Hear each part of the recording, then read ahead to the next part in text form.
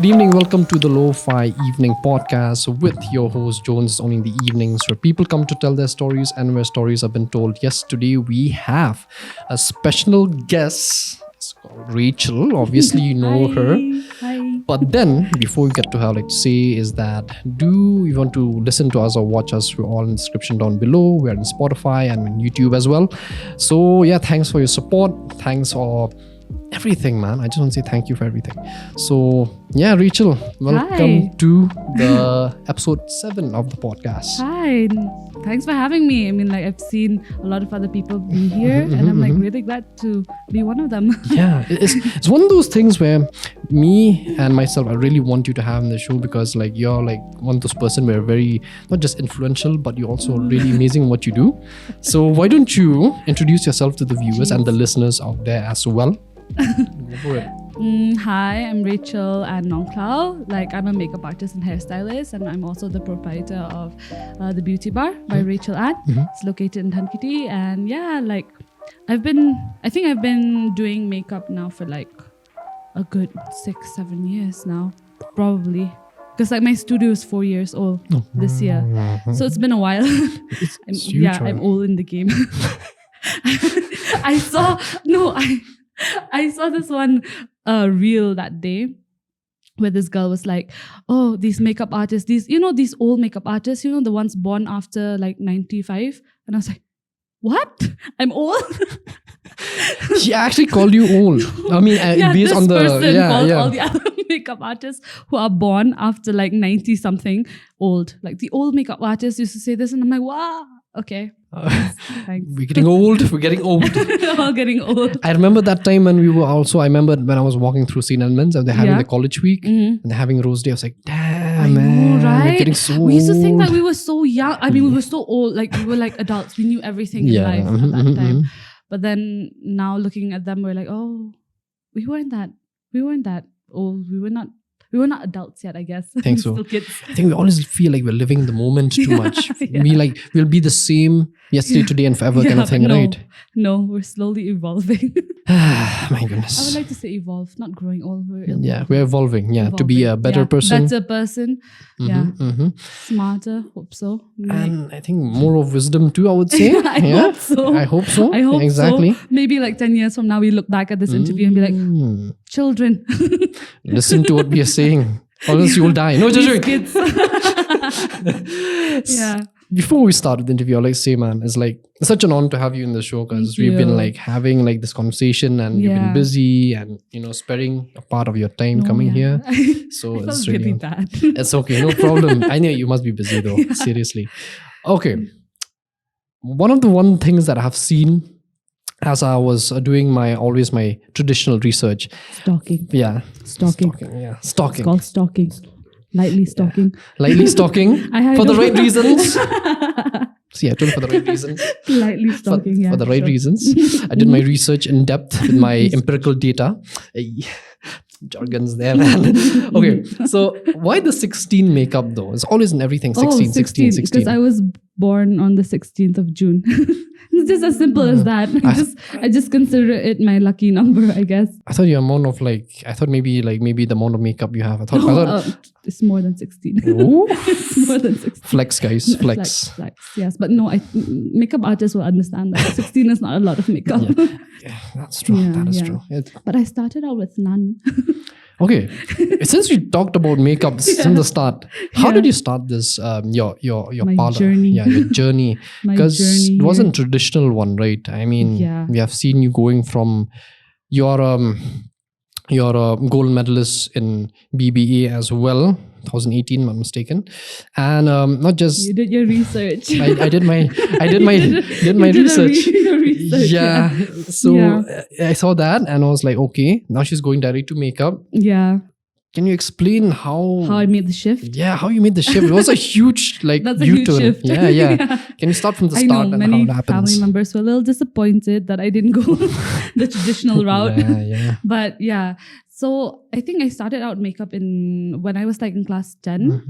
And then slowly progressed like to making YouTube videos, because like I would watch a lot of makeup tutorials, and YouTube was still very fresh. It was still like we had just a few YouTubers who would do makeup and all that. And I just realized that there was nobody in Shillong that I knew of who was making like YouTube videos, like makeup videos. So without actually having much knowledge with makeup, I was like, you know what? I'm gonna make one too. I think I can do it. I like the confidence. I had one brush. Wow. Like one makeup brush that I used for everything. I thought I was like all that, you know. I was like, yes, minimalist. I'm gonna like, and I had like a palette. I didn't even have foundation. I remember, I didn't even have foundation.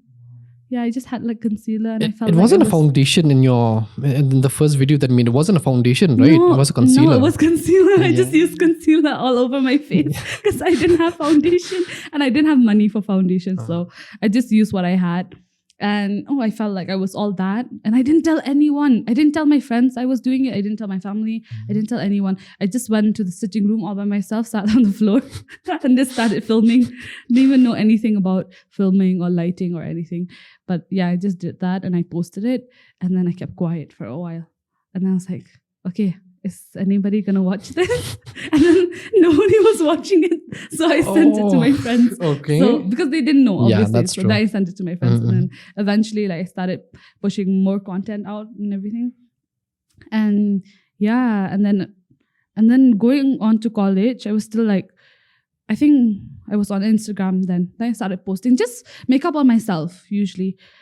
And there were some of these people who, like in college itself, they came up to me and they were like, can you do my makeup for college week? Like I will pay you. And I'm like, you will pay me money to do your makeup? I would do it for free. Like you don't understand how much I love this. Like I would definitely do it for free. But like, yeah, so I started doing their makeup and then people like, word of mouth, because Shillong's so small. So word of mouth started spreading and everything. And there was this one time, so like, I was freelancing by the time I was in college. So right from the time you were in college, you started I was freelancing. working. No? I was working. But like, I charged so less. Like I used to charge like $500 for makeup. And I would travel there to the place and charge $100 for hair. Wow. It was like, it was enough for me. I was like, yes, money. Time. Yeah, I was happy. Like, it didn't even cover my cost, but But you did it. I just did it. But like what really pushed me to choose this as a career, because I just thought I was just doing it part-time because my eye was always set on getting my MBA. So I always thought I would work in corporate and like, especially marketing. I love marketing. So like this one time I bunked college for a job because it was like a wedding and it was a big job for me. And then so I bunked class and everything. I went to the venue and I was doing these people's makeup. And then there was this like mother and daughter duo and I was doing their makeup and then somebody knocked on the door. Okay, so I was like, and they were like, can you answer it? I'm like, yeah, sure. I opened the door and it was my HOD. Oh. It was my HOD and I was like, sir? And he was like, Rachel, what are you doing here? And I'm like, and then like, apparently the woman who I was doing the makeup to was his wife and kid. I was like, ipin makeup again. And I was like, it's like, you're supposed to be in class. And I'm like, and then the wife was like, no, ipin and everything. And I was like, okay. No. And he didn't say anything anymore. But I was like terrified to go to class the next day. I was like, oh my gosh, what will happen? Just imagine if you did a bad job and you go back. That would be so bad. So I went to class the next day and he was like so sweet. Like he actually announced it to the entire class, which was a little disturbing. But then he was like, oh, she did such a good job and everything. She did my wife and my daughter's makeup and all that. And then after that, like he would always encourage me to like, he was like, you're doing something like this and what are your plans? Like, do you plan on settling in Shillong? And I was like, yeah, I'm an only daughter and it's kind of like the culture here, right? The Khon Khatdu culture that like, so my mom always told me, and I never want to leave my mom also. So I always thought that my long-term plan would always be to settle in Shillong. So he was like, if you go and do your MBA, there's no corporates here in Shillong. There are no jobs here. So why wouldn't you do something that actually has like scope in Shillong? And you're pretty good at this, so why wouldn't you continue doing this? And they actually pushed me. So your sir told you this? Yeah, my teachers. Not just Sir Ibankin, but also Sir David, also this other Shout sir, out. shout out to them. They pushed me. They were like, do something else. Like, just don't like follow the crowd and all that. And that gave me a lot of confidence in myself that maybe I should do this. So I was pretty confused by the time I graduated. So I was like, okay, I think I should take a year off to just figure everything out. In the meantime, I would prepare for my CAT exams and everything to get in. So I was doing all of that. But in that year, my mom was like, are you actually serious about this makeup thing? And I was like, I think I am, because I'm doing pretty well and I'm getting a lot of jobs. But she was like, okay, you have to prove it to me that you can earn. So I was like, fine, I'll prove it to you. And if you can earn, then you can pursue for this career. So, I think it's a fair justice. So, yeah. She gave me a chance. She gave me 1 year to prove myself. And I guess I did. And then she was like, okay, you can't just like go on like this though. That 1 year, it's where you start even your parlor at the same time? No. Okay, that's later. No, until like I was properly certified and everything. Then I went to Lakme Academy in Kolkata and I got my certificates there. And then I came back here and I set up. Like immediately. So right after that, you came and set up. Yeah, I set up my studio. But that was like a really like huge journey, right? To think about it. Yeah, it's pretty unconventional. It's very unconventional. I had a lot of family who doubted it. They were like, "Snow binut," like they were like, "Oh, you did so well in college and all that. Why wouldn't you just pursue and all that?" These questions. And then I had one family member who said this to me. She was like, "Film kreakot sure, labiang, film trek sure." And I was like, "Ni kreakot manyok kakam tengah lak don kakam tengah kreakot sure." I said that to her. I was like, "What's the point in just studying, just hanging your degree on the wall if you're not going to use it? It's not going to feed you. It's not going to give you any sustenance, So so I was doing that and I was like, it's okay. I'm not going to say much. I'll just prove them wrong. One day. Exactly. Yeah. Let me ask you one thing. It's like one of the things that have really made me understood about you is that you broke social conventions. You go from, BBA being a gold medalist, again I'm saying gold medalist in quotes. So being gold medalist and, trying, you have your path is already set. Yeah. But then I really like the way that you just shift and suddenly follow your dreams. That's the thing why we called you here, because here it's where we can understand you as a person, right? Because when you see Rachel, most of the time they'll be like, oh, Rachel is the artist, the makeup artist or something, right? Or maybe the gold medalist as well. But then here at least you can understand more about you. Yeah. So can you tell me who influenced you to become a makeup artist? Okay, I don't think so. Marketing was the one who influenced you. Marketing just taught me how to market myself. Okay. To sell. I think it definitely like gave me some knowledge when it comes to running my business right now and all that. But yeah, when it comes to being a makeup artist, I think like YouTubers definitely, like the one I used to look up to was Nikki Tutorials. She was amazing. Like I love how she would transform her face. Like it was not just about making herself look beautiful, but it's also like the art of it all, behind it all. And like, so my grandpa, he is an amazing painter. Like he paints a lot. So he always influenced me from a very young age to paint. So I would always try to paint as well as he did, but I could never do it. But I always had that love for art, I guess, from a young age. And then when I discovered makeup, I just realized that it's like painting itself. It's like painting on the face. It's nothing different. There's like lights and shadows and everything. So yeah, I discovered that I like painting faces more than paper. So there you go, on the face itself. So yeah, on the face itself. Yeah. That's interesting. You said like your grandfather influenced you in some right from a young age. Yeah, from a very young age. Because as long as I can remember, my grandpa was always sitting and like painting like works of art. Like he used to paint like ginormous murals and everything for the church and all that. So yeah, he definitely influenced me. He still paints till this day.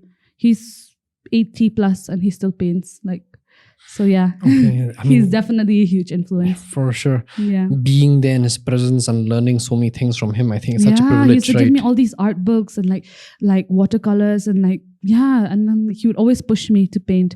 And then I remember when I did this, I was like, so I call him Gigi. So I was like, Gigi, I'm painting, double G. Yeah. So I'm like, I'm painting on faces now, and he's very supportive too and all that. So yeah, definitely got it from him. The love for art. Oh, the love for art. Yeah. I mean, your family are very supportive, I feel, as a whole. At least they were always there for you. Yeah, they are. No matter what happens, it's like, because I said again, it's like you really like took a U-turn of your life and suddenly go for makeup, right? Yeah. Can you explain a bit how, like, these are things that I've always asked most people, but it's really good that people and the viewers and the listeners as well to understand. Can you tell me a bit about the struggles that you faced, especially when it comes to you know, going for makeup, if that makes sense? Yeah. I mean, like, there are a lot of struggles. I mean, financially also there were a lot of struggles because it's not cheap to get certified and all that. And then also like setting up your own studio and all that. So there was a lot of investment. And if I failed, that's a lot. That was a huge like burden on my shoulders, I guess, for a good while. And I have like severe anxiety too. So that would constantly make me like stay up at night. And I would sleep on my bed and I would see all my BBA books. I didn't throw them away, okay? They're still there. Okay. And they would always be like staring at me at night.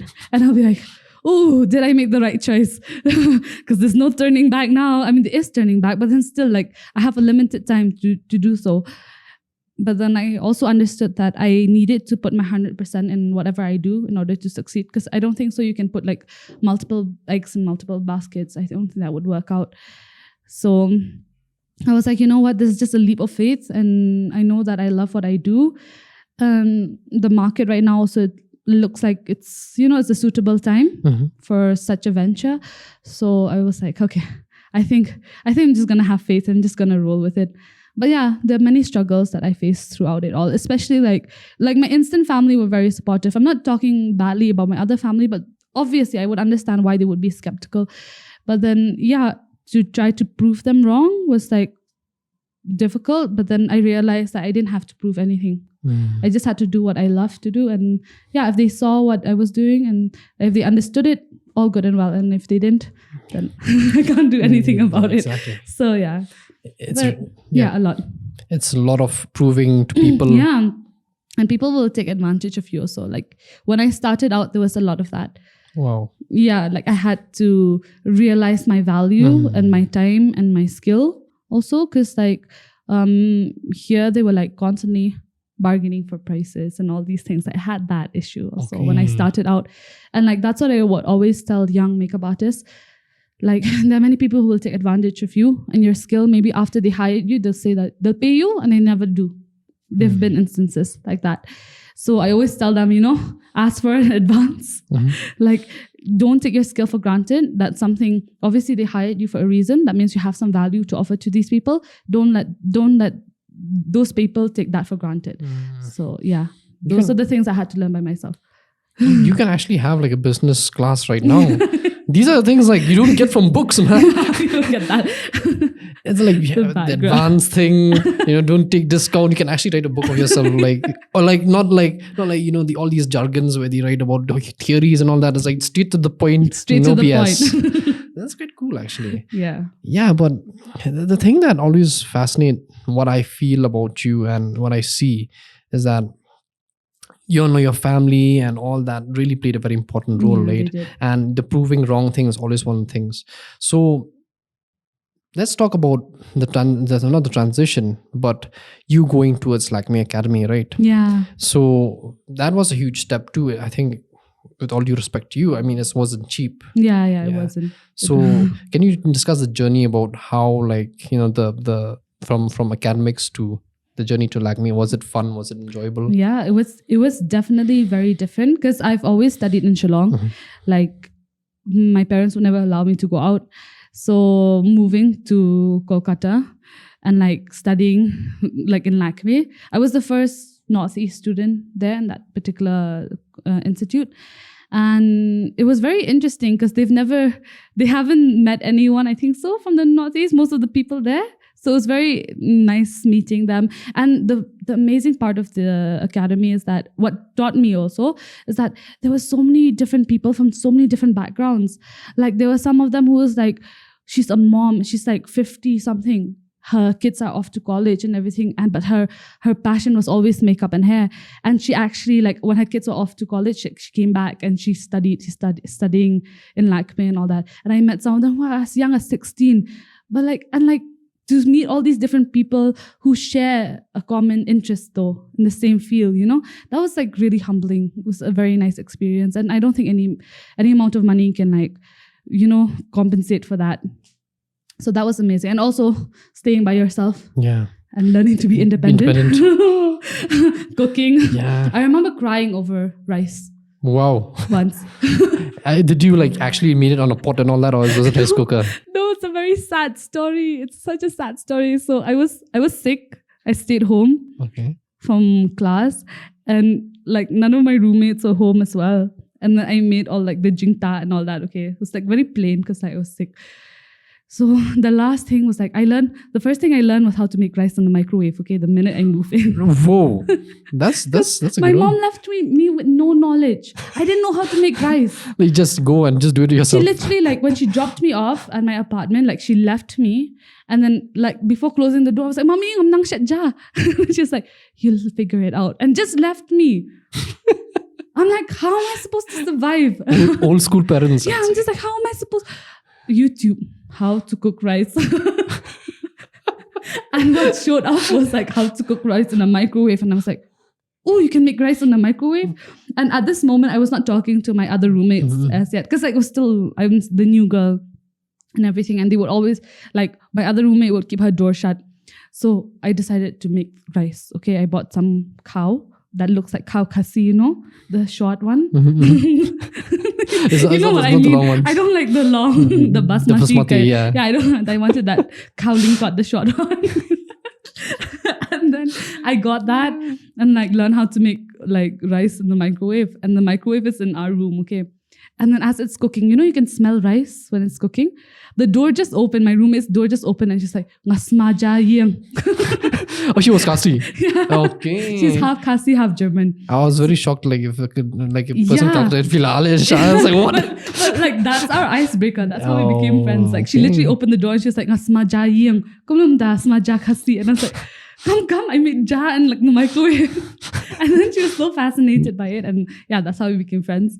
But anyway, when I was sick that day, so as I was taking out the rice from the microwave, I was about to eat there. I was like done with everything else. I'm done with the cleaning the house. Everything was spotless. And then the minute I took out the rice from the microwave, it was hot and I dropped it. Oh, what a big And fiasco. everything, the floor that I washed, the rice was all on the ground, and some of it flew to the bathroom also.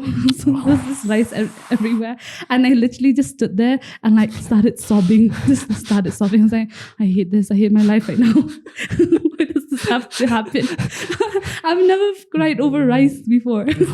I mean, who I was yeah. so hungry. And the thought of making it all over again and to clean the floor was also all over again. Yeah. It was such a pain. So yeah, those are like hard lessons. Hard lessons, but I think Like we take these things for granted. You know, when we're at home, we take like our mom's rice or food, whatever, cleaning the house and everything for granted. Because if you don't do it, somebody will do it probably. Okay. So, but when you're alone, if you don't do it, then it'll just stay there. And then next day you have to wake up with that. And like, yeah, nothing will get done if you don't do it yourself. being independent is one thing. Yeah. I think you learn a very good lesson. Yeah, definitely. And when you were like there, right, being independent and learning these small, shall we say, it's easy as we are staying with your parents and all that. Yeah. But once you're out We there, have it good here. Yeah. It's very slow. It's very slow. Yeah, it's very slow. And it's like you tend to like treasure the moments that you had that time. Yeah. Oh my gosh. I realized the little things that we have, like staying in Shillong, we're so lucky. Like when we sit in the car, you know, you can just roll down the windows, chill, it's fine. You can breathe in the fresh air. You're in the city, you can't do that. I mean, Wow. especially not in Cal. Whoa. It stinks, number one. Not to speak badly, but to us, like here, it's like Facts. pretty clean. It's like fresh air and all that. And the humidity, it's so hot that you just have to live in an AC. So okay. just doing that, these small things, like little pieces of happiness, I just realized. And seeing the stars. You don't see stars. Really? In the city, you don't see stars. It's so bright. You can't see stars. I hardly see the sun also. I know it's hot, but you can't see it. It's too glaring, I guess, right? No, not glaring. You just literally can't see it because of all the buildings. All skyscrapers and all that. Yeah. So these small little things like when I came back, I was like, oh my gosh. When I reached like dam site, I was like sticking my head out of the car and I was like, so nice, so nice. Yeah. I think we really need to appreciate more of we do. Shillong as a whole. Yeah, It's we're like very lucky. Yeah, We're very lucky. So the thing about you is one thing that I've seen is that independency, that maybe that was a lesson for you to be able to form the business in some way. Yeah, So definitely. how does, since we're talking about independent and being independent and learning about that, does it play a very important role in your business to be to make yourself independent as well as to make yourself more or less sustainable, using the business as a way for you to get out of your mom's home, metaphorically speaking? Yeah, definitely. I mean, ever since I worked, I realized the value of things a lot. Before, when you're in college, you don't mind spending $4,000 on a pair of sneakers. It's not your money.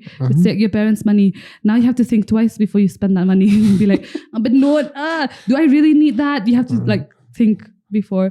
And I think that was a very important lesson. And it really helped me out also setting up the studio and all that. And,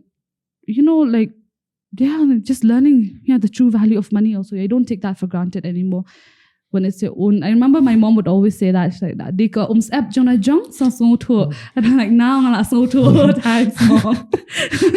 Crumbs of wisdom. Yeah, definitely. And working in the service field, because I'm in the service industry, I also really appreciate people.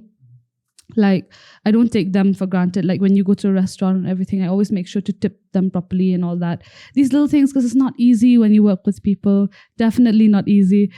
It's one of the hardest jobs. When you're working with a computer or something like that, it's different. It's very predictable. But working with people, it's very different. You have to learn to adapt. You have to learn to adjust. You have to learn to take it also. So, yeah. That's a good segue, actually, about how we can... because the thing is, you are dealing with customers. Yes. And customers of various parts of Shillong and even abroad, right? Yes. So you have learned BBA as well, right? Yeah. So I've had some weird customers. We're going to talk about them now. Oh, no. No, I don't want to get in trouble. we got to make it confidential. Yeah. So, match the following. So anyway, Oh, so no. how is it how through this business, you're going to meet lots of people, right? So I based on my understanding, you are very when you were young, you're very introverted in some way, right? Yeah. But this really opened up to a new level of socialization, right? Yeah, so can you tell me, I'm like a therapist. Yeah. I'm a beauty therapist. People dump their problems on me also, and I take it. I'm like, cool. You're here to gain confidence. You're supposed to look beautiful. When you leave from here, you feel beautiful, and you also look beautiful. That's what I would say. I feel like a therapist sometimes, most of the time. They dump everything on you. Yeah. They'll come in maybe after a breakup or something. I want to change. No. This person did this to me. This, that. I'm like, yes. You know what? Now you have fabulous hair. Now you can do whatever you want.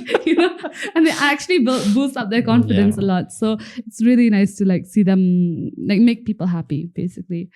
But yeah, I've had some weird ones as well. Very. There are some. I think some of them will be the customers that come to you, they'll be, like I said, they're different people. Yeah. So was it a huge step for you socially to interact with them? Yes. Very. So I'm very extroverted to the people I'm comfortable with, but I'm an introvert when it comes to new people.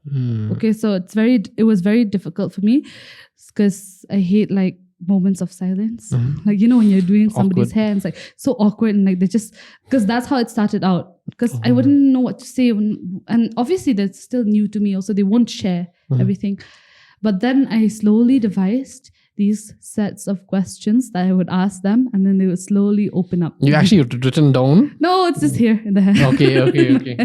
That's So, methodical, actually. Yeah, just be like, oh, Fisache, and then, oh, what do you do? How many siblings do you have? And blah, blah, blah. And then they'll just these generic questions that I would just ask them. But it was great exercise for me to start talking and getting to know people. And most of the time after you've asked these questions, they'll start talking by themselves. So when they start talking, I'm like, okay, back to work, let them talk. And they'll be able to get a small, a window to their soul kind of thing, to their life. I've made a lot of friends through that also. Many of my clients have become really good friends of mine also, which is really amazing. One perk. Yeah. And now you're able, your network is growing as well. Yeah. And if you make them feel comfortable, they'll always come back. Because I was a customer once also, so I know what it was like sitting on a salon chair and them not socializing with me and it just being all awkward. And if they giggle by themselves, you think that, are they laughing at my hair? Yeah. I don't understand. Oh, they're talking their own like language or something like that. And I'm like, ooh, I feel uncomfortable. So my aim is always to try to make them feel as comfortable as possible. Yeah. So, because I will always put myself in their shoes, like how would they feel? Because I was once a customer too. So yeah, I would try to do that. That's very cool, actually. Yeah. And the thing is that I've always seen is that if once you socialize with your customers, it tends to really break the ice kind of thing. Yeah. And you get to know so much. Oh my gosh, there was this one time, like I was talking to this person for like 45 minutes and I realized they stay in the same locality as me. but I wouldn't meet them if it wasn't for the job, you know. It's like, no, I didn't know. So, because I would never come out of the house most of the time. Like, I mean, like I would, like in our house, we would just have like, we would have tenants and my cousins were all approximately the same age. So we would just be amongst ourselves. Not to say that we were like up, what do you call it? Like, you know, like hoity-toity. Oh, like not mixing with anybody, like that. But it was just like we were content. We just like, fine, we have enough friends kind of thing. So we never really socialized with anyone outside most of the time, which is bad. I would say it's bad because then you'll meet them at your studio one day and you realize that they're your neighbors and you've never met them.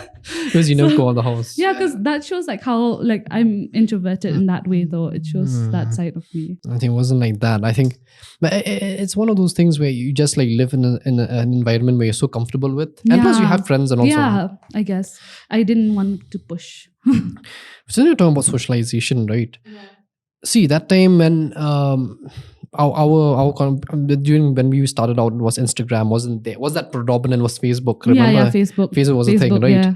So, do you feel like conversation is a lost art? Like when it comes to, I know it is. Like we don't talk anymore nowadays. Yeah, we don't talk. We really don't talk anymore. It's like I think once you meet lots of clients of yours, I think that really helps you to really exercise your skills. Yeah, and really. One thing we're very social creatures right now, but we're very not social at the same time. It's a very weird. Like everybody knows everything about everyone through social media because of all their posts and all that. But yet when you meet each other in real life, you're like, you just walk past each other. You're like, oh, I know where she was last night. I know who he was. Like you know everything about each other. Yet it's so difficult for people to make like normal conversations and like in this day and age, I would say. So yeah, it's one of those things where I think we really need to work on. Because our generation we were like more or less in that threshold where with the transitioning towards Instagram and Facebook. So I think we still have a small we still socialize. Yeah, we're still able to talk more. Actually, physically talk to each other. Okay, like since we're talking about conversation, what is the if I may ask, what is the most weirdest conversation that you've had with with your customer? If your clients, there's so many. There's so many weird ones. Like, I can't even pick one. Like I have weird behaviors. Wow. Like a client once came into the studio, like because like I have a bathroom at the studio. Like, it has a shower and everything, but I just keep it like that. Don't use it. But she came in for makeup and then she was like, she went to the bathroom because she asked me if she could use it. And I said, yeah, sure. And when she came out, she was like, can I use your shower? Whoa. I didn't know what to say. I was like, sure. Will you like a towel? And she was like, yeah, thanks. I was like, okay. All right. Those kind of people there's just things like you can't make up, man. Yeah, there was once a person, or just recently I had a person like, you know how like you dine and dash? That sort of thing happened to me. Really? Yeah. Wow. After they got their hair done, they were like, oh, I'm just going to go to the ATM to get out some money because I can't pay. And then they disappeared. Whoa. Yeah, man. Things like that you never expect that would happen to you. You're like, especially in Shillong. Yeah. And I was just like, usually I would send like, it has happened before when they didn't carry enough money or something and maybe Google Pay is not working. And I was like, yeah, sure, go. And like I would send like one of my assistants with them or something like that. So it's easier, they don't have to come back. But like this time I really trusted her because she was there with me for a few hours and then she just didn't come back. And I called her multiple times and nothing. Man. Yeah, a lot of that is like a lot of really weird incidences. Like I can't imagine doing that. And I gave her a discount because I felt bad for her. And then it still happened. It's like, why does bad things happen to good people? It always does. It always does. It sucks the creativity out of you sometimes, right? I mean, the positivity, sorry. Yeah. So, like, we have talked about customers and all that, okay? I mean, it's a huge... I have more, but I can't think of anyone. I've had so many weird They're ones. just too bad, I guess. Yeah, some of them are really bad also, but some of them are really weird also. Just really weird requests. Yeah. But yeah. Oh, I had this one request once when this man, he called me up like to book for a bridal makeup, like for this particular date. And I was like, I'm not available. I'm already booked. And he was like, "Mlong taray man liat lupa." I was like, "Liat lupa kum lo. Liat lupa da mute there." I was like, "Ba, I feel like she on ta lupa. Oh, fi on ta lupa da mute de itiap at Julong said liat kum ta." I was like, "No." But is it possible though? No, it's not possible, right? Okay. It is, but you'll be like, imagine sleeping with your makeup on and then getting married the next day with bridal makeup on. That's not possible, yeah. Just imagine like your eyelashes get oh my goodness. It's not okay. It's not okay. It's just not okay, right? No. I always thought that. Please don't do that. Yeah, please don't. Life hack. Life hack. Don't do your makeup a day before. Before your wedding, especially. A day before your wedding and sleep on it and then wake up and be like, "Go, I'm gonna get married today." That guy is... That was funny. That was really funny. I think it really made your day though. Yeah. Yeah. Many funny people. Yeah. One person asked me to I posted this on my story too because I was so upset. He called me up at 11 p.m. and he was like, "Te lashai kum no." I was like, "What do you mean lashai?" It's like, "Appointment te lashai. Ngelawan be Henry baje mo." And I was like, "Henry baje? Ba flabu appointment. Em ka dia sikha jonga ko ale makeup lock jonga." And I was like, okay, I have to book appointment show mo and last minute kumni fimla mo man to Henry baje man step. Tesh tam na kabenta jonga. Mabanga next year. Wait for it. Nga next year kan la yang election. Dia nga jump. Masukin mga VIP. Wow. What is this? What is this request? I didn't know what to say. Okay, and he kept begging and begging. So I felt bad for the poor guy. I was like, I didn't take him seriously. Okay, At first, yeah. But I was like, okay, to so one shy and all that. Then the next morning, I kept calling him. He didn't show up. Such an ass. Yeah, no problem. He didn't show up. Bamboozled And I you. met him again, okay, later. Another wedding. And with his wife only. And I was like, I see you. And then my assistant's such a savage. Like, he started speaking to her and he was like, "Oh, dikit mafi ang mabu appointment nala kamwan." Oh my goodness. Roast. Yeah. Savage. Yeah. But then the funny part is that nganyang election next year. Ngan second mom BP. Wow, it's like, don't worry. You can't. I'll remember you. Like, imagine that sort of excuse. Exactly. I just can't. It's like, wow. He'll remember you. Wow, I feel so privileged right now.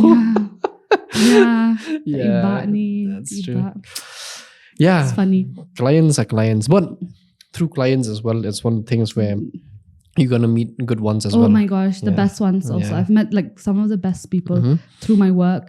People who I'll never ever forget. People that I'm forever thankful for. And they definitely trusted me, especially when I started out. Like, obviously I didn't have much, like my resume was not that big or anything, but yet they still trusted me. They had so much faith in me. Like, I have this one client, she was my first bride. Her name was Angel. Her name is Angel.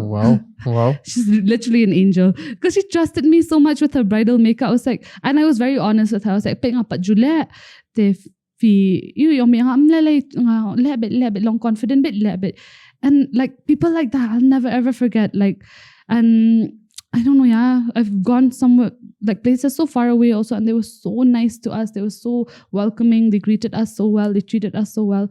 And people like that makes me love my job. So yeah.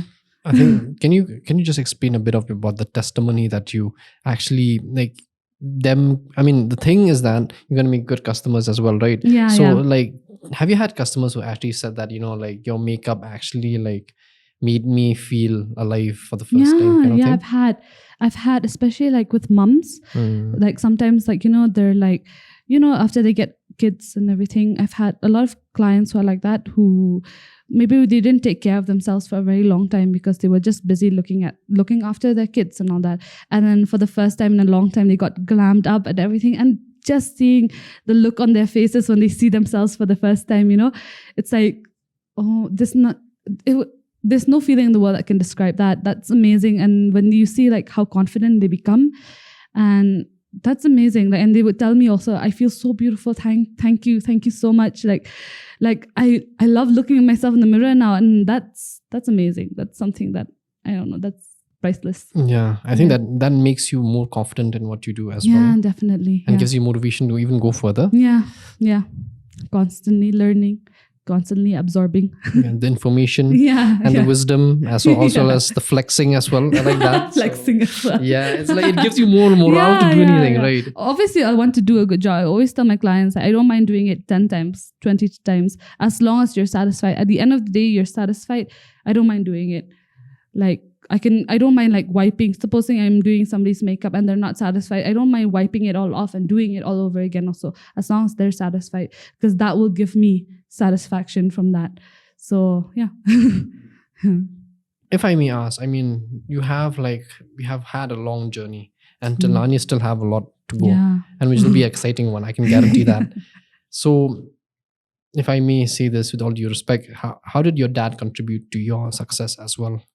Oh, he was always like, he would never really stop me from doing anything that I wanted, you know, like he believed in me in that way. And he was always so proud of me.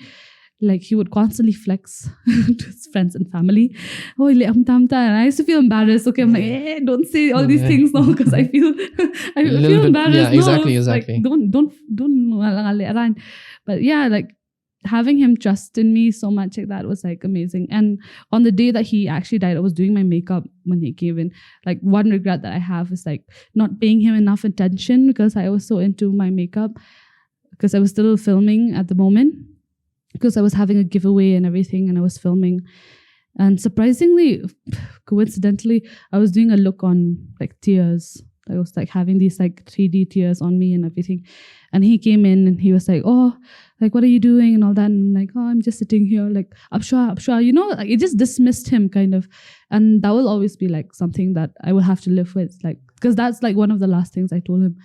So that is something heavy that I'll always carry with me. But then like knowing that he was proud of me and knowing that he was always supportive and all that, like, I'm sure like I could live with that thought, you know? True. Yeah. It's not just that. That's just a small portion, but what you have done also in the past really matters to him as well, I think. Right? It does. He was one of my biggest supporters. Yeah. Also. It's really cool, man. Yeah. But I'm sure he's up there, like still supporting, cheering me on. Yeah. I think he's a great, I feel like based on my research, he's such a great man, and he's always been your role model kind of thing. Yeah. Because nowadays, if you look like, you know, if you look at, especially when you look at girls nowadays, if you don't have a proper father figure, it's very hard for them to become who they are, right? Yeah. So I think that's a really good thing. And sharing his presence with you, and that's a really good thing, man. I mean, yeah, that's one thing that I think all of us should have. Well, especially for all the guys out there. I mean, be a good man. And, and be Girls good fathers. Be good. Yeah, exactly. Both. Be good person. Yeah. Be a good person. Mm-hmm. Yeah. And just do the best that you can do, right? Yeah. It doesn't cost anything to be a good person. So that's true. Yeah. That's a little bit of a diversion from the topic, but yeah, I think it needs to be more or less a tribute to him. Yeah. Okay, so how did you come with coming back to the topic of your endeavor? I mean your business as a whole. Yeah. Can you tell me about how did you start with the logo? That's a really cool logo. Thanks. I have it tattooed on my arm actually. Uh-huh. Yeah, here. There you go. Flex. Yeah, it was like, so my junior Megan, I contacted her. I mean, like, she used to do a lot of these artwork. Megan's name? Megan's name is the one who, She's my cousin. Oh, she's the one who designed it. She's the one who designed it. Yeah. Okay. So like, I gave her, like, I just told Shout her, out. I sent her some of these ideas of what I wanted. And then she just did such a brilliant job with it. And she designed the logo and she sent me like 2 versions of it. And immediately I fell in love with the first one. And I'm like, yes, this is exactly, you captured everything that I wanted. Because like it's a glass with makeup on it. And it's like the beauty bar. So I played on those 2 words. Because I saw this one artwork that had this there. And that's how I got the name also. And yeah, there was a lot of controversy, by the way, when I named my studio the Beauty Bar. I had, so it's located in Dhankiti, okay? And Dhankiti area, no alcohol, not allowed. No selling of alcohol, no bars, nothing. Okay. So when we had it, there were a lot of these people, okay, who used to like it's in our building, okay, so they would be like kumno kumta shaple bar hangni and all that umta. Okay, I actually had like 4 guys walk in to the beauty bar thinking it was a bar. Oh man. And it happened twice. Same 4 guys. Not the same 4 guys, but like the number of people, like 4 guys walked into the beauty bar. I'm like, this is not that the kind of bar. They just read bar and they're like, alcohol. So to the point where like, it was my dad. He was like, "Ni penkalano tharai tu kerteng." I was like, no, I'm not going to So change authentic, it. right? Yeah. But now there are a lot of other bars now. There's like a skin bar. There's like so many other bars I see all around. So you started the bar. That's a bar. Bar. Yeah. So yeah, Anik nak malkile, they were so excited. It's a bar. Yes! They're like, finally. Near my house. So many. And the funniest thing is that I was walking down the road once and I overheard these guys like, play bar. I'm like, I didn't even know what to say. I was like, that's not the same. But okay, you want to go get beautiful, you can. But yeah. Oh my goodness. Yeah, that was so funny. That was really funny. Yeah. I mean, I never knew it happened At least like it that. stirred up a lot of, talk. You don't need to do any marketing. That's already going we around. just heard about this bar and like, what is this? Just the misconception was there. That's the only thing. Unbelievable. I remember. Oh, This the one martini person who said that. I'm like, oh, fuck. I didn't want to explain it anymore. I was like, that's what I'm saying. No, it's like. That was really funny. That was really funny. The innocence is so innocent. I mean, actually. Yeah. Shalom peeps. They're all the people that always fascinates me and always intrigues me as well. I was like, okay, cool. Yeah. So, how did you start with acquiring the place? The place, right? Very, very nice. It has couches and all that. Yeah. So, was it hard finding a place for? It was fortunately enough, like the studio where it's located, it's in our building itself. So I was lucky enough to have a location already. So that's why I was very confident before coming back to set it up right away, because like I knew that we already had location. So I was fortunate in that sense. And how I placed it, how I arranged my studio was because, like I said, I was a customer too before. And when I used to go into these parlors, most of the time, like before these big salons came up, like these small parlors would be really cramped and really tight, and there would be no place for, because usually when women or girls or whatever get their hair done, they would always come with somebody, and there would not be a place for them to sit. I always realized that, because like I would go with my mom or my brother or something, and it would be so awkward for him to sit there in a parlor and like not have a proper place to sit, and like you're just standing there like in the corner, like so that's one of the design things that I wanted to incorporate. I wanted to incorporate a proper lounge where if you come, like if you're a mom, supposing you can come with your kids, you can feel free, like you can let your kids roam around. It's big enough for them to chill and all that. If you come with your boyfriend, they can sit there. They usually sit there in the other room, and it's comfortable, it's cozy and everything. So at least because sometimes for instance hair coloring and all that would take sometimes 5 hours, 6 hours or so sometimes. Whoa. Yes. So at least if the place is comfortable, you don't feel like the time is it's not too long. So that's 5 hours means like these bridal. No, like hair color and all that. Okay. The longest has been 8 hours I've worked on hair. Continuously. 8 hours. Yeah. My goodness, man. Started at 1. Dedication, man. Yeah. Okay, go ahead. Yeah, sorry. So I try to make it as comfortable as possible, because they'll be spending a lot of time there. So yeah, that's why I designed it in that manner. So they'll be more comfortable. Even the people waiting will be more comfortable. The people who are sitting there will be more comfortable. Yeah. So yeah, plenty of place to sit. That's cool. I think you are very a person who is not just having a studio, okay? You have a great parlor, and it's very, very. Was I telling studio that time? Shit, man. Yeah, Parlor. I call it a studio. No, I call it a studio. Is that a studio, yeah, right? I call it a Okay, studio. cool. The main difference is because usually these the normal parlor you can just walk in anytime and all that.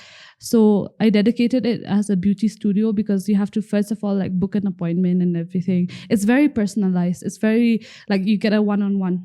session kind of with me. So because I hated when I used to get my hair done, I hated when they would rush, or you feel like you were rushed, or they would not just give you extra attention. Exactly. So that's when they mess up usually most of the time. So that's why I wanted it to be like, I knew that if I opened something like that, I would want like to give it my 100% to each and every client who comes in. So that's why I put it in such a way that it's appointment basis, so that I can cater to their needs accordingly. I plan out my day accordingly. And then when they come in also, I'm not rushing, because like they're not just walk-in clients. They're just like, they already booked a slot, and then accordingly, like I'll book the next appointment and so on. That's really cool. So man. that's a different concept. Yeah. You have a plethora of, shall we say, customers, right? I think time management is everything for you. Yes. How do you manage all of these customers? It was me, I would have like lost my mind, man. Seriously. That's how the appointment basis helps. That's why like I try to like tell my clients to arrive on time and everything, so that at least we finish.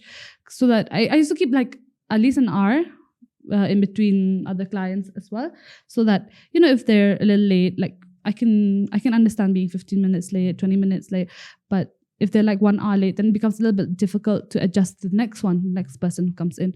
So yeah, I try to manage my time accordingly. I try very hard to, but yeah. You just need to be flexible, but at the same time, like they should be adhered to time. I have to be a little bit flexible, because I understand that like not everybody, maybe they might have some emergency, and with traffic situation, let's not even talk about traffic.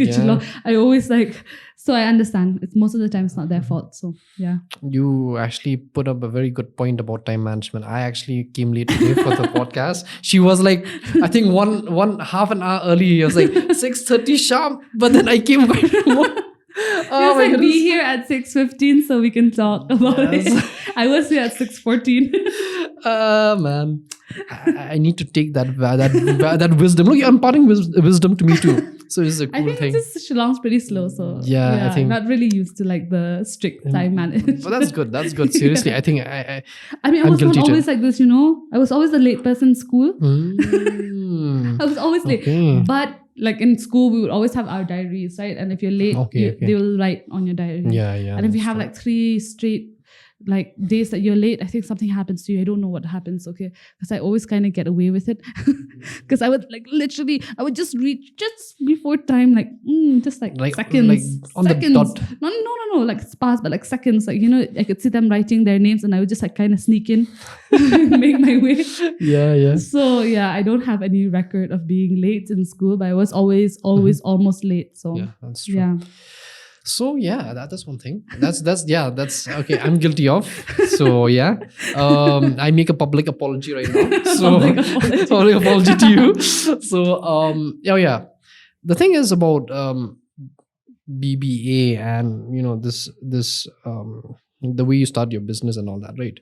It is a time where I think Instagram like I said, is still transitioning and all that. Yeah, Did it help you like? Definitely. Your BBA skills and all that? Yeah, definitely. I mean, I think when I started out, it was just like the sweet spot, you know?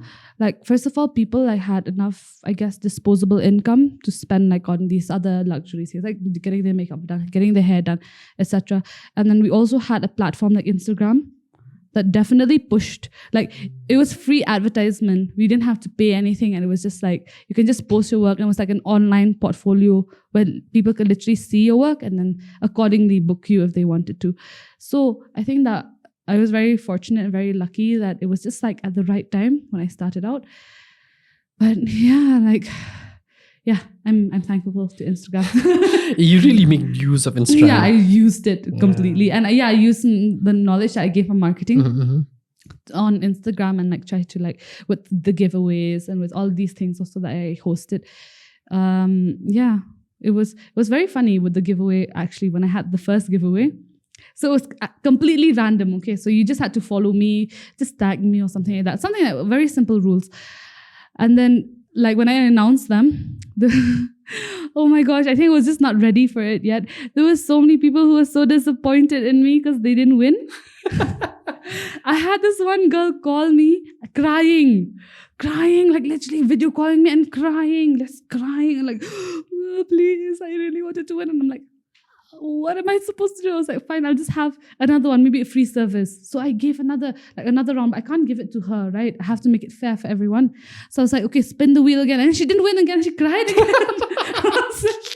What am I supposed to do? And to go point, like, the long gem and same thing. I can't. If you're crying, I'm like, I can't even make it not fair also for others. Because if I give her something, maybe someone else could use the same kind of, excuse and be like, oh, I need to win too or something like that.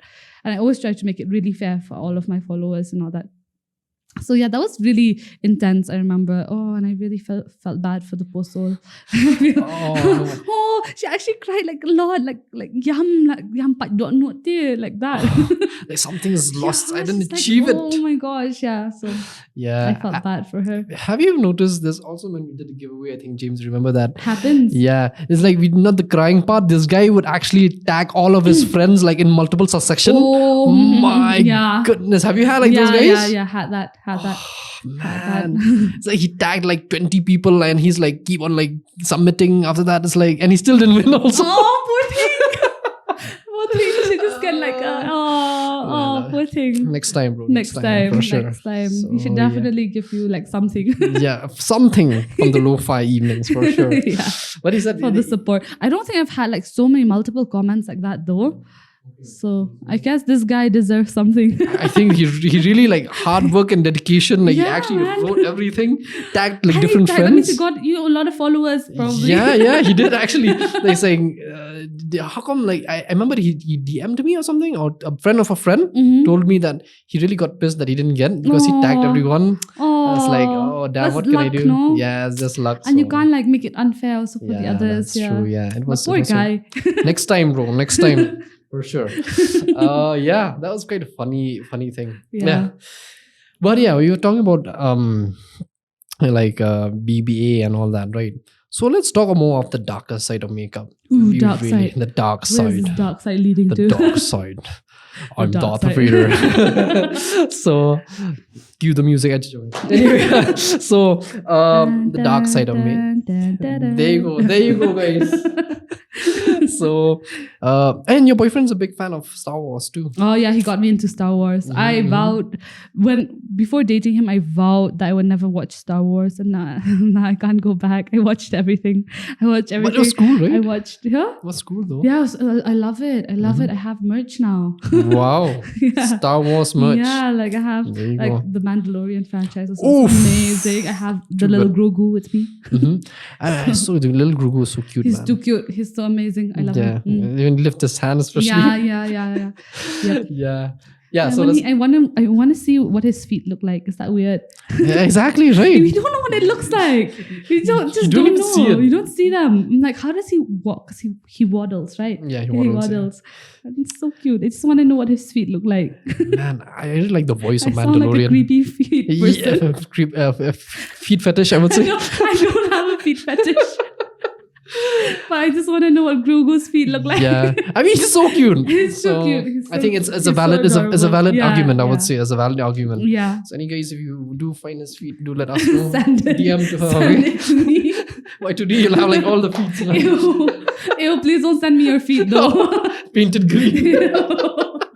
So bad. Yeah. So bad. Anyway, what about? Oh yeah. Man, Mandalorian was really good though. Oh, that was amazing. His voice, man. That so guy's nice. Voice so was nice. so cool. And Boba Fett was also amazing. Yeah. I'm about to watch that, so do watch them. Spoiler. So. No way. Shush. You didn't watch it yet? No, I thought I'm a fan. I haven't watched it yet. Oh, I'm judging you.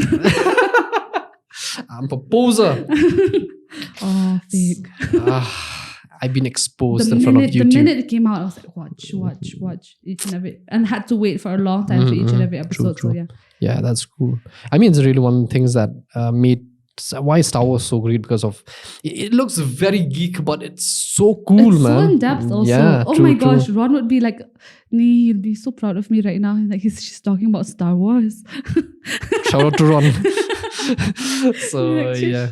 What? See what I made you. That's what he would say. I think he made you. I taught you well. Yeah, exactly. Yeah. I remember one of the best parts when Darth Vader like got his suit, man. That was like Oh, so damn cool. That was cool. That was Where's really cool. Padme, right? Yeah, It's like, yeah, damn, you yeah. killed her, right? No.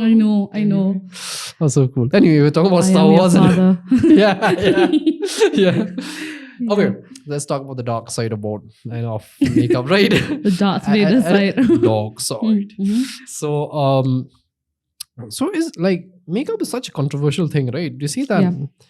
makeup is actually before they are produced to human beings consumption is actually used on animals? Is Oh, that animal testing. yeah, is it true about all Yeah, they would test. Certain brands would test. Most of the brands before they would test makeup products to make sure they're safe for humans. They would test them on animals like rabbits. So yeah, I'm very happy now that most of the brands now are cruelty free. So that's really nice. Like they don't test it on animals anymore. They test it directly on skin. Like, on no, skin I mean now? like, but Yeah. then like I think they figured it out now. What is Yeah. safe and not safe. Like True. in the olden days, they would use like lead and stuff. Okay, on you know that, right? Like poisonous lead. Oh, seriously? Yeah, the for olden- makeup. those Mindai people, like Min Chua, like those white powder thing. Remember with the white wigs, those massive big, those are all like made of lead and like poisonous things. I mean, they have these side effects. Do they like? Are they long term or they did spoil Long the term, face? like the minute you're exposed to lead, it's like your brain, right? It affects your Wow. nervous system and all that. I don't know. Don't quote me on this, but yeah, I'm sure. Yeah, it Yeah. affects.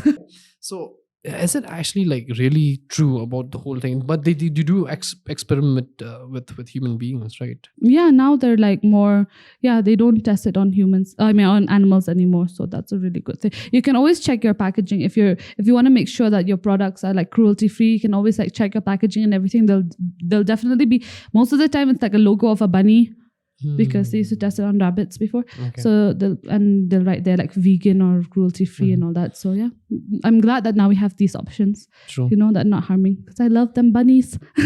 You keep a bunny for a reason, right? So, yeah. But do they have like maybe behind closed doors? Probably they have like testings of Maybe these big corporations, we don't know. But then most of them, like I know certain brands and all that, they definitely they really advertise that they're cruelty free. So I believe that. There are some shady ones. So see, I would say that the one dark side about makeup, the makeup industry, is this production, especially now, which people should definitely know, because I know that in Shillong also is a huge problem, and all over the world is a huge problem, is this production of fake makeup. This is the worst thing you can do for yourself, for your skin, for the brand, for everything. Because like there's a lot of fake products out there claiming to be Morphe or claiming to be Huda Beauty or something like that. These brands, these well-known brands, they First claim to be, copying but then all they're this. actually manufactured in China, maybe in a lab that's not sanitary. And like some of these people who have bought this makeup have tested them and they found like rat feces on it and like particles. And like, all of these things are there. And like maybe they're made by products that are not FDA approved. So I would say never ever buy these kind of makeup. It's there in Shillong also. There's huge market for it, like because like they're a fake. They look so real. They look like the real stuff, but the fake products. So if you've used the real one, you can definitely tell. But if you've never used the real one, you won't be able to tell if it's fake or not. How do you know if it's fake? And That's from the price from where you buy it also. Okay. Yeah. Okay. So Always buy from a reputed store. Online, you can buy it from Nykaa or Purple. I'm sure these are like certified places where you can buy genuine, real products. And in Shillong, not many. In Shillong, we don't really have makeup stores, so which is really sad. But we have a lot of these departmental stores that sell fake products. So I think they should definitely look out for that. That's a real big problem, because you're applying it on areas like your eyes, your face, your skin. These are like such sensitive areas. So you don't know what's in it. So you wouldn't put something that you don't know what's in it in your face. So Don't do that. I know it's like it's so tempting because like they're so cheap, they're dirt cheap, and they're like these big massive palettes, and you're like, oh, but maybe the original one would be like $3,000, $4,000, $5,000, and the fake one will be like $600, $500, $600, and they look so real, so you want to buy them, but yeah, don't. Wow. Just save your money. Buy the drugstore brands. They're really good. Like they're not very expensive, but they're also very good, and they're tested properly and all that. So yeah, they're safe options. But yeah, huge problem. It is a huge problem. Yeah, huge problem. It's a pandemic in itself, I guess. Yeah, it is. Yeah. If you look at I think there are many documentaries also on YouTube regarding these. You can see like where they went to the actual factories where they manufacture these fake makeup, and it's so not sanitary. It's like manufacturing like anything else. So that's something you should definitely look out for. That is scary. Tip of the day. Yeah, don't buy fake products. Don't buy fake products. At least go to a certified one. Yeah. Or you don't have to get the most expensive ones also, I would say. Because sometimes maybe just for the looks, maybe supposing certain people are using certain things. If they can afford it, it's good. But if you can't afford it, don't feel pressured to buy certain things because it's a trend or something like that. Buy something that's actually good. You can buy like drugstore products and all that, like Maybelline and Lakme. These are like affordable things that you can buy. Buy those instead. Like I would definitely say that. Yeah.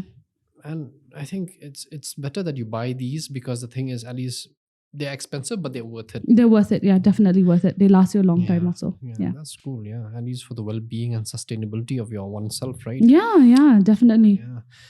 So, like if you talk about makeup was obviously it's like it's manufactured by MNCs and capitalists and all that. So I know I'm being political here now. I'm just saying. Okay. Yeah. So I just want to have your point of view. It's like they always have this quote where they say that the capitalists, capitalists means MNCs. Yeah. They try to use like insecurity to sell their makeup. Is it that? Do you? I mean, like, yeah, some people, they do it. I'm not saying that they don't. They Fair do. and Lovely is one, I would say. Oh my God, it's so bad. Yeah. All these whitening creams and everything so that they make you look fairer. And therefore, if you're fairer, you're more attractive and all these things. These are really bad, very toxic kind of advertisements that we have, that we grew up with. Also thinking that, okay, especially in India, that's a very common problem that we have, that fairer means prettier, fairer means more beautiful, more attractive and all that. And they would go to the extent of like your career also becomes better because you've seen, right? Those ads. And then, yeah, it's really bad. It's really toxic and all that. And I think slowly now they're starting to understand. I think most people are shifting from that idea. And I guess brands also are more aware that they can't just do that. So, but yeah, they definitely play on your insecurities also. I wouldn't say it's the same thing with clothing brands. It's the same thing with many things. But also I'm seeing this huge shift also that, with Instagram and all that, you see so much creativity with makeup. Now it's like about like, oh, I made this look using this palette. So in that way, instead of rather than being, oh, I'm covering my acne, I'm covering this and that. And yeah, like even when you had, like, I love what Cathy does also. I think she was the first one from Shillong also that really used like skincare, bare skin also and all that, like showcasing her bare skin and all that and focusing more on your skin rather than just covering all of that up and all that. So that's really cool also what she does and all that. So yeah, I think it's shifting. I'm glad that it's shifting. Yeah. It's no longer toxic like that. Exactly, right? It's like pretty toxic. Yeah. It's very, in my opinion, it's so... You're exploiting like the insecurity in such way for your own profit, right? Yeah. And saying that you're gonna be white within like 2-3 weeks, and it's mere impossible. Yeah, man. And they have products such as bleach and all that, and these creams and all that to make you fairer, so to say. But they're detrimental to your skin. It's very bad. It's very bad for your skin. Okay. It's the worst thing you can do. Exactly right. Yeah. So there's always like this huge debate, right, where they say that instead of doing makeup, why don't you have plastic surgery, right? Oh, really? I've never heard that. Instead of doing makeup, do plastic surgery. Meeting among us guys, actually, we were like, I was like, instead of like, why don't we do like just do plastic surgery, like, make your things bigger and all that. But according to you, what is your opinion on plastic surgery? Like, I mean, it's not related to your forte, definitely. But you as a shall we say, more or less to the female audience has always been kind of like bombarded. Hey, do plastic surgery. I don't mind people doing plastic surgery, but is there a limit to plastic surgery as well? Yeah. No, I mean, like, see, even I don't, if plastic surgery is really the option that you want to go for, then you should, but you should also explore many other options before you do such a drastic step to your body, your skin. And yeah, so like with makeup, we have these things like contouring and all these things, okay, where you can actually change the shape of your face. Exactly. And it's not harmful. Like, it's temporary. The minute you wipe it off, it's gone. So maybe go for these options first before you go for like drastic steps such as like plastic surgery, because it's not as easy to change back. If one day you decide, you wake up and you're like, you know what, I don't like how I look like anymore. This is not the trend or something like that. There's nothing you can do about it then. At least with makeup, you can just wipe it off and just be like, you know what, it's done. You know, I'm done. Yeah. Like, because if you look back in time, I think because of the Western influence and all that, big eyes were always considered more prettier. Like, our Asian eyes would always be considered, they're not like as pretty. They wouldn't advertise that so much, you know? So there are all these things to try to make eyes bigger. I don't know if you were aware that there's double eyelid tapes and all these things, and these double eyelid surgery and all that to make your eyes look bigger so that they look more westernized and all that. So all these things were there. But now the trend is shifting, and now it's becoming like this fox eye. It's like a thing now where they pull and you look a little bit more chingy. So what to do? Like, once they'll say that, oh, your eyes are big, that's beautiful, and then the trend will change and they'll be like, oh, your smaller eyes are prettier. So I don't think you should go for plastic surgery if you're not sure yet. If you're just doing it for a trend, you're just doing it only, like, I would say you go for plastic surgery only if you're genuinely unhappy about a certain aspect of your features or something, and you've consulted with proper doctors and you've realized that there's no other option but this, and this will make you more happy maybe in the future. So then you can do it. Yeah.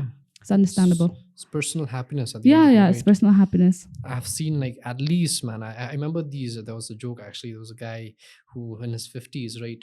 And he was like doing plastic surgery and his face all mangled out. Like, do I look good, right? Yeah. And, like, first test out the bugs first. I mean, let them like refine the whole thing. I feel plastic surgery is still not refined yet. Yeah. Especially, and you know, and that's one thing. It's really, really funny. And sometimes, like, guess my age is like, what age are you in? I don't even notice that. So it's kind of a thing. Yeah. But yeah. I think, plastic surgery is one of the things where if it makes you happy. If it's safe, you're doing it properly, you're doing it in the right place, you got everything done, all your research done, all your knowledge is done and all that, then, and if that's the only other option, then why not? If you want to go for it, you have the money for it, you go for it. Yeah. I have had like lots of, in the inception of Instagram, right? We have seen that, beauty standards have gone They're way so high. Yeah. For guys and for girls as well. Yeah, both. Like 6-pack abs, getting ripped, to the gills and all the PEDs and all that. How are you, like, you being a spectator of all this, right? I mean, you as well doing makeup as well. Do you feel like being too perfect is just not good for you? Yeah, definitely. I mean, I feel the pressure. Honestly, being on Instagram and everything, like I mentioned earlier, I have a lot of anxiety, and I did have a lot of body issues, body image issues and all that growing up. And these all were made very prominent because of Instagram also. It definitely pushed on my insecurities and all that. There were all these beautiful girls with all these perfect bodies and perfect face and everything's so perfect, and you tend to look at yourself and start comparing yourself and ask yourself, why don't I look like this? Yeah, exactly. Am I doing something wrong? So all of these, like, the standard has been set so high that it is impossible to reach them, because, like, everybody is made differently. Everybody is genetically and everything. They're all made differently. We all have different compositions. And you can't just compare yourself to somebody else. But also I can say that, but I can still feel insecure when I see such things. Like, I'm no different from anyone else. Instead, sometimes I feel more pressured because I have like a bigger following. So I feel more pressured to look a certain way all the time or something. So that really caused a lot of issues with myself also. There was a time that I stopped posting and everything because I was just not feeling good about how I looked and everything. So, but I try not to compare myself, and I try to make people understand that it's not all what you see on Instagram is not all real. It's not real at all. It's not all real. Like, even with myself also, obviously, when I've done my makeup, it took me like 2 hours, 3 hours. I won't look the same if you see me on the street, you know? Like, I don't look like that. And there's some people who actually comment on that. And when they see me in real life, I'm like, okay, wait, give me 3 hours, then I'll come back. You can Wait see. right there. I'll be back. I'll be back. Yeah. But you know what I mean? Like, it's not what you see. What you see on Instagram is obviously you've done a certain angle, certain lightings there. Yeah. All of these things play such a huge role. So you can't, surgery. You can't compare yourself to such things. True. Yeah, you should just, as long as you're healthy, mentally, physically, emotionally, that's the important bit. But yeah, sometimes it can be toxic. And if you feel like it's getting too toxic, or if you feel like you're constantly comparing yourself to other people on Instagram or on social media, I think you should just step back. Just step back. Trust me, it'll be good for you to step back and delete the app or whatever, and just like, Detox. Detox from all of it. Come back when you're like all better. Yeah, that's true. Yeah, because that's what I did also. That's a great tip, actually. Yeah. I think people should do that. We all need to detox sometimes. We're so engrossed in our phones and all that, and constantly comparing growths and this person's doing this. That means I feel pressured also to do this also. And same thing like that. Exactly. Even with content, don't you feel like that too? That you need to push out content, you feel the pressure. Yeah. And that's when you don't like it anymore later. Like, True. It's not sustainable in the long run. Very true. Yeah. Actually, the thing is, me and my collaborator and various others as well, we the thing is, I think even you as well, you don't think too much about the followers too much. Yeah, That's definitely. how at least you have like kind of like, I just put this, let them see. If they like they it, like they it, don't. they If they don't, yeah. you don't. And then you get genuine followers as well. Yeah. And those are like the genuine people. Yeah, at least who like your who actually like watches your content and actually consume it and actually like enjoy what you do, right? They gain something from it also. Exactly. Yeah.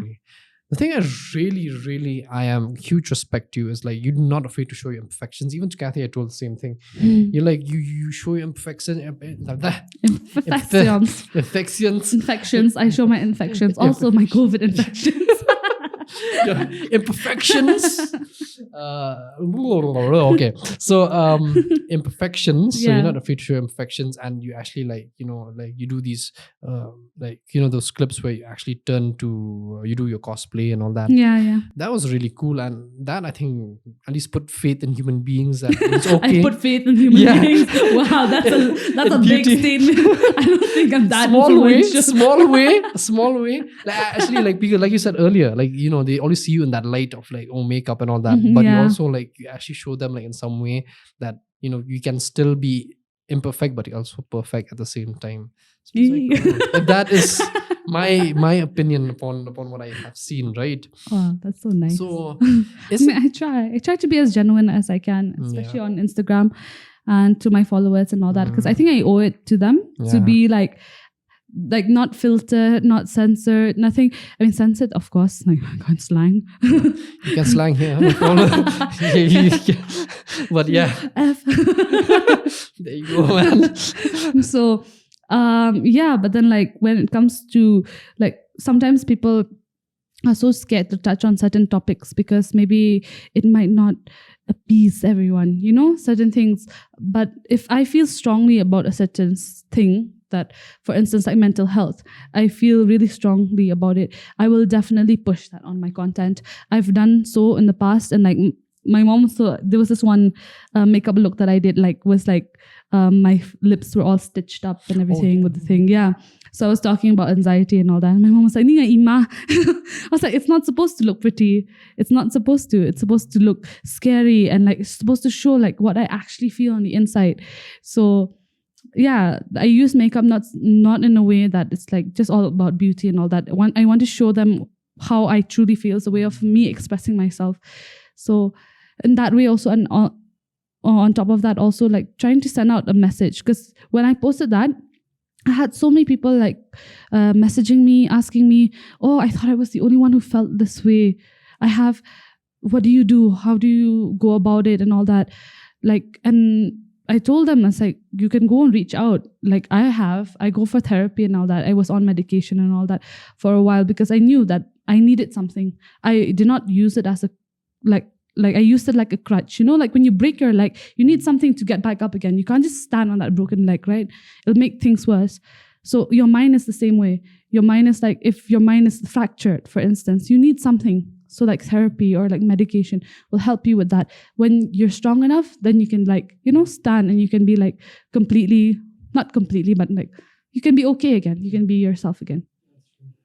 So I try to use that. That's good. I mean, you're trying to send a message through your makeup. And that is quite, that's like, I mean, I've never heard of, such kind of like makeup send a message, but it does send a message. Yeah, I try to. So I think it's one of those things where you are different from other makeup artists. Yes. So I think most of your followers will support that, I think. And the viewers and the listeners who are listening to this, do follow her. Yeah, and you, whatever maybe, we'll keep that later. We'll keep it. I'll top here. Whatever maybe, we'll keep it. We'll keep it. So yeah, where were we? Okay. I don't know where we were. Man, there's so much so things. Deep. Yeah, this is so deep. Yeah. So deep. Makeup is not just skin. It's not just skin deep. It's like deep. It is to the soul. Yeah. Literally, seriously though, there are times when I used to feel so depressed and everything, feel so down and all that. I'll just sit there by myself, play some good music, drink some wine, and just do makeup. I just put a face full of makeup and all that. And I just feel so good about myself after that. I'm like, this is literally therapy. It's therapy, especially during COVID. Yeah. Oh my gosh, like at least I had some outlet like that. Makeup was my outlet. At least I was able to try to think of different ways of like doing things and all that. And yeah, makeup kept me sane. I think even your ukulele plays very important role. My ukulele. Her name is Sally. Okay. I haven't played Sally in a while though. Oh man. Okay, that's cool. I hope to hear I hate my brother. soon. Like I hate him so much in a way. I hate my brother. I just like, I hate my brother. No, there's a reason. Like he's so gifted. He's so gifted too. Like he would play the guitar and all that. Like he didn't even go for classes and he knew how to play the guitar. Like he picks up. Yeah, he just picks up instruments and all that. So like I tried to play the guitar first. Okay, failed because my fingers are too weak apparently to bar like the chords. Like certain chords you need to bar, right? With this, it's too weak. So I was like, I'll get a smaller version. That's okay. Sorry, the joke was so good. I have to say it. No, go ahead. Yeah, but so I was like, I'll get a smaller version. I'll get the ukulele. And then the minute it arrived, I was learning the chords and all that, playing. And then Jeff walks in and just takes the ukulele and started playing it perfectly. And I'm like, no, you must not be better at that than me. I must be better than you. So yeah. I think the dogs. Yeah, the dogs are like howling. I think dogs are like, stop talking. Yeah, that's okay. Do it. I think you shouldn't allow him to be a good makeup artist. I think that you should like guide it with your life. I should allow Jeff to be a good makeup artist. I mean, you shouldn't allow him to be good in doing makeup. I should not allow Jeff to be. Yeah, guard it with your life. He knows so much. Like I remember once, I never posted this. It was supposed to be one of my YouTube videos. It was supposed to be my brother does my makeup. Okay, so it's supposed to be funny because he did not know any of the products. No, so he's supposed to like mess up my face. But he did such a good job, and I'm like, this is not funny anymore. I can't post this. I can't post this because this is actually good. Some people are just good in everything, man. Yeah. I think. To Jeff out there. Yeah, whatever, I think, Jeff. Yeah, don't watch this podcast. You'll be better than us also, so please. Some people, I swear. Yeah, definitely. But I think some small brothers tend to be more. No, he's my elder brother. He's your elder brother. He's my elder brother. My heart hurts. I thought he's your younger brother. No, I'm younger. Damn, I'm so sorry, man. Thanks, Jeff. I know you love that. They're like, kami samla mga. That's not okay. Oh my goodness, Jeff is gonna have a good laugh. He'll love it. After watching this, yeah. Okay. Before it was always the other way around. But now I think it's okay. No It's problem. all right. No problem. Chill. It's okay. He called me old. I didn't. It just. Okay, forget it. Drop the mic. So I should do like the Will Smith smack. Oh my, the smack that's heard all around the world. What should I say? Keep my ears out. Keep my ears out of your mouth. Oh my goodness. Oh man. Cool. I thought that was scripted. I thought But I really like Chris Rock, the way he stands he his handled ground it so brilliantly. well. It's Like like so brilliantly. composed. He was like, and it's like, oh, this, Will Smith just smacked the shit out of me. this is going to be the best night in history or something. That's so like cool, man. greatest night in television history or something like that. I Yeah. know, I think next time, like, I've seen that meme where they should host, like, the next host will be Mike Tyson. So, just punch in the face. Oh like, man, yeah. yeah. Oh, well, I mean, man. Slip that in there. Exactly. It's such an amazing conversation we're having to right now. I really liked it. I'm really enjoying this conversation Same. right now. Yeah. Okay. What else has your stalking taught you? Yes. What else? Oh, there's one more actually. Okay, what else? Let me ask you. I'm nervous. This is a very controversial. Ooh, how controversial. We're still in the dark side right now. Oh, still dark You side. nearly Yeah. see the light. Wow. So, is there a thing called too much makeup according to you? No. So fast, no. like, no. I mean, if you love it, you put it on your face, you want to go out, yes. Just do you. You do you. I would never, like, there are some people who would come up to me, like I've met some people, so like for the first time in my life, like I've never seen them, don't even know them, they introduce themselves and they're like, Rachel, Rachel, you're so pretty, why wouldn't you use like lesser makeup? And I just look at them and say, banga don, banga kwa, So like if it makes you happy, like it's not, for me, it's not about covering my face or something. Like I show my face, my real face. I show my face without makeup too. Sorry. My real face all the time. This is fake. I show my real face without makeup all the time to my followers. I have nothing to hide. I'm not embarrassed about it. It's not my insecurity or anything like that. I do it because I genuinely like it, and I genuinely, it's fun. It's fun. Why not do it? If it makes you happy, why not do it? So makeup, it's harmless. It's like you just put it on your face, you wipe it off at night. So it doesn't hurt anyone, doesn't hurt yourself. If you're doing it because you think that you're trying to fit into a certain image that you have in your head about how you're supposed to look like because of society or something like that. If it's that, then maybe that might not be a healthy relationship with makeup. Maybe if you're just doing it because you feel like you need it, not that you want it, but you need it to survive or something like that, then maybe that's an unhealthy relationship with makeup. But if you do it because you want it and you like it and you feel confident and all that, go ahead. I don't think there's anything as too much makeup. Yeah, that is true. I mean, you shed so much light that I think we have debunked a lot of the myths out there, right? Yeah, which is cool. I mean, not myths per se, but the most controversial part of makeup. Pro tip, don't tell somebody that they put on too much makeup. Yeah. For the boys out there, guys. For the boys out there. Yeah, don't be that person. One pro tip for the guys, I think. Yeah, guys especially, they always say, oh, women are catfishing, kim long hila kumta. Blah, blah, blah, blah. If you think my gold eyeshadow is what I actually look like, then that's on you, bro. Yeah.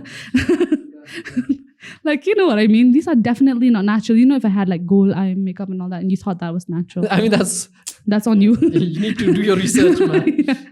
Oh my goodness. But yeah, it is, man. I mean, makeup is one of those things where it's so good, but it also has a dark side, also has a controversial side, but it's also all about how you use it. Yeah, exactly. Yeah.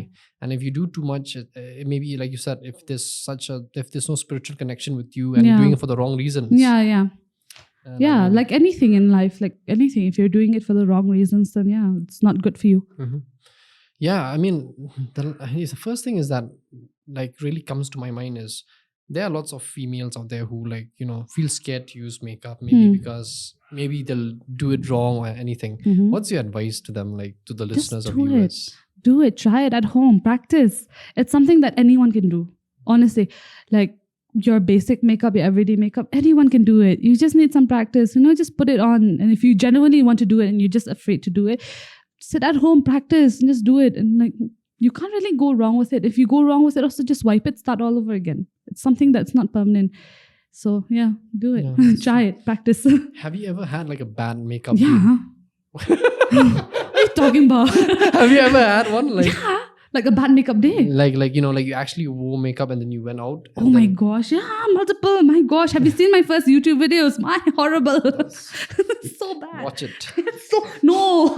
Don't watch it then. Sorry. It's so bad. I mean, I did not know anything I was doing. Like I used, oh my gosh, I don't even want to say it. I used black kajal for my eyebrows. They look like, clown. Like, yeah. But I felt so good at the moment. I was like, yes, I'm all that. I feel so stylish right now.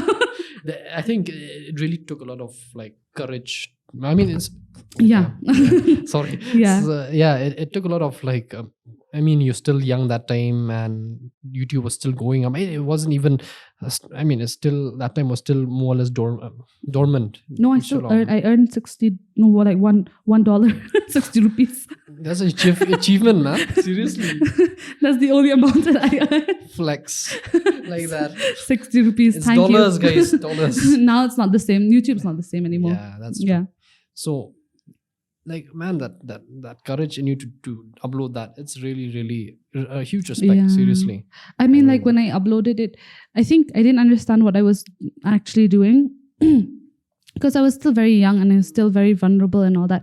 So I remember the first time when I got my first dislike, oh, my heart. I remember, it shattered. I was like, somebody didn't like my video. Who's that person? And you can't even find out who that person is. And you're like, and then like, I think the person was kind of trolling me because they, like one by one, they disliked all of my videos one by one, I think. And I was so heartbroken, when I saw that for the first time, because I've never gotten my a dislike before. And then when I got that, I was like, oh my gosh, I don't want to do it anymore. I was so demotivated. It actually affected me a lot because like, I was not used to it. Exactly. And still new too. Yeah, I was still new to it. I was like, hi, somebody. And I don't know if you remember, but we used to have this one app in Instagram. I think it was relatively new. It was like Say At or something like that, where these people could just comment anything to you about you anonymously. Oh yeah, that's actually going on right now. That where you keep the link and they they just like click on it and then you can say whatever they want. Exactly. So I did that, and then initially I got like really sweet comments and all that, and then like I got really nasty ones, like such nasty ones. They were like, "Oh, you're a wannabe makeup artist, blah blah blah. You're not good. You're not all these things." And I felt so shattered that day. I'll never forget that day. It was like I just slept the entire day. I deactivated everything because I was like so heartbroken. I was like, at the time I knew I was not that good. I know till now. So I'm still not, learning. Yeah, I'm still learning. It's always like a process, right? So, but I was just so shocked that people would say this to me and all that. But yeah, I think so. That's what you get for being like putting something publicly. They're entitled to their own opinions about you and all that. And I think over the years I've learned to take it now. Yeah, take it as criticism and everything, and like constructive criticism. I mean, if they say it nicely and to identify what is actually constructive criticism and what is actually just them being mean or them being like try to like bully me or something like that, exactly. And differentiating between the two and like blocking the ones that are like not good for you and accepting the ones that are like actual genuine criticism, Yeah. So yeah, That's finding the balance between the two. Balance. Yeah. And yeah, the thing is that sometimes these hate is just based on jealousy. So they are sometimes yeah. Probably, if they come, because if it actually comes from a place of love, they'll be like, you know what, this could be better. Maybe you can try doing this and that and that. Exactly. And you understand also where it's coming from. Like you'll be like, oh yeah, maybe I can always like learn. I can always do that. Maybe that is a better technique, or this is a better technique. True So, that. Yeah. So, man, we've had a long conversation. A very long conversation. I like when the podcast and the listeners are entertained by the conversation that we had, and it's one of those things where I really enjoyed. So let me just go a little bit more lighter to the lighter side. Yeah, we're moving away from the dark side. We're not bleaching. Now we're going to foundation. I don't know. I'm just saying foundation. I know where I'm going to. Anyway, okay. The first and foremost I like to say is that I really like your ukulele. And when I first saw it, I was like, oh, it's really cool, really cool. Thank you. Yeah. But can you talk about that tattoo in your arm, 1978? Oh, that's my dad's birth year. Okay. I decided, I think, no, it was not his anniversary yet, but like a few months after his death, I wanted a piece of him to always be with me. And what better way would it be than having like his ear, something to do with him, like on my body. So I put it specifically on my bicep because like it's supposed to denote strength and all that. So yeah, he's on my arm all the time. Oh, that's cool. I really like that. We came from a lighter version, but came to a very much better version actually.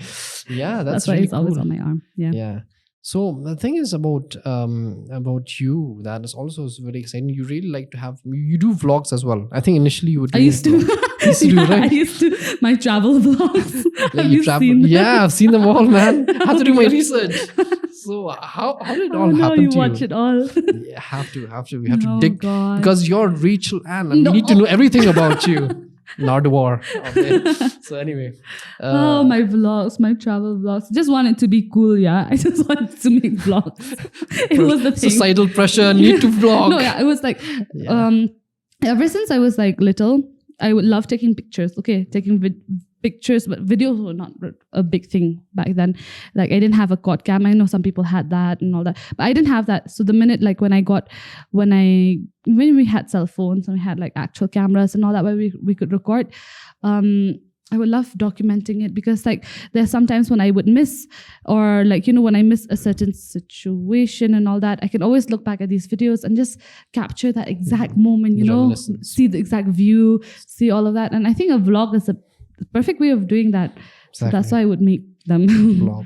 But now I'm lazy, so I don't. That's okay. I mean, we always have now to I make reels.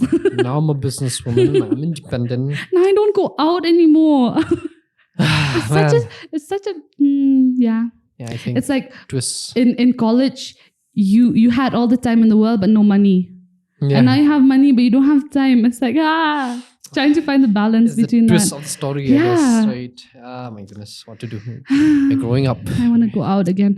You should.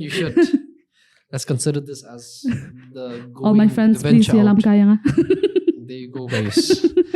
Bad friends. Oh yeah, poor things, they have work also. We're all adults now. Okay, man. Yeah, that's the hard truth. Yeah. Before when you were in college, isn't that the case? You just be like, call up your friends.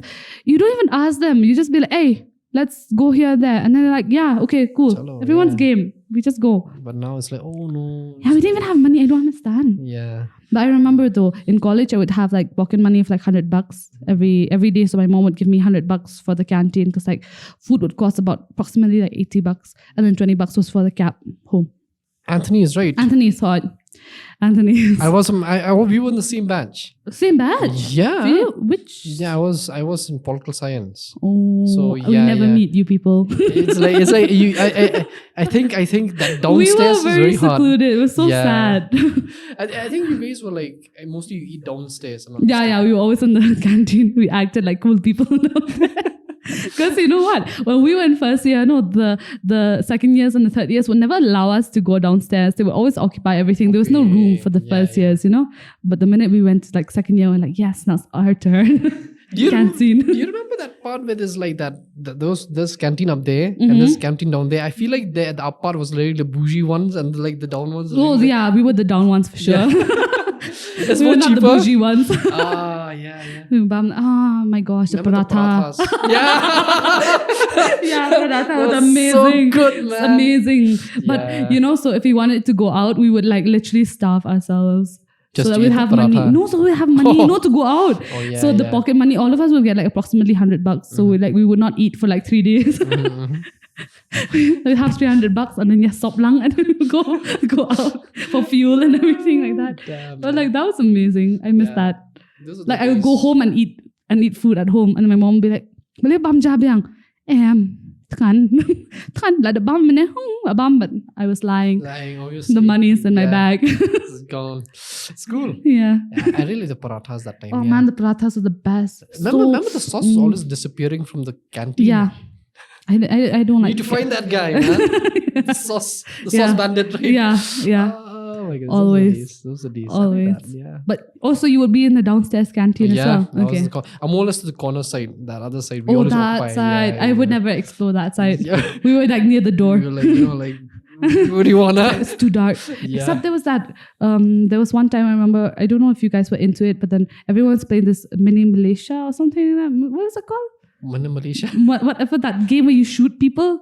They were like these little people, and then everyone we played like BBA against BCom yes, and Mini all Malaysia. Mini Malaysia, Exactly, yeah, something like that. Yeah, that game. Mini Yeah. Malaysia, yeah, So we were yeah. all playing that. So that's the only time when I sat that side, on that side of the canteen. Yeah, I remember it was fast internet too. Yeah, it was very fast. Yeah, I It's remember, amazing. yeah. You remember that guy as well who always shouts our like roll our maybe we used to get those chits for our food. Oh yeah. Mhm. 1, 2, 3. Yeah. He doesn't work there anymore. I think he's in Reed, yeah. met him And he used to somewhere. experiment so much with food, and we were so lucky to get like he used to allow us to taste some of them. It's like so nice. Free people. Free food. Free food. Free food. Free food. Free farts. food. Anyway, just joking. No. Anyway, yeah. Man, the conversation was really awesome. We really talked about your Yeah, a life, lot. talked about makeup. Antonians are the best. Yeah, exactly. I don't know about now, but They're the best. jokes. But we are the best.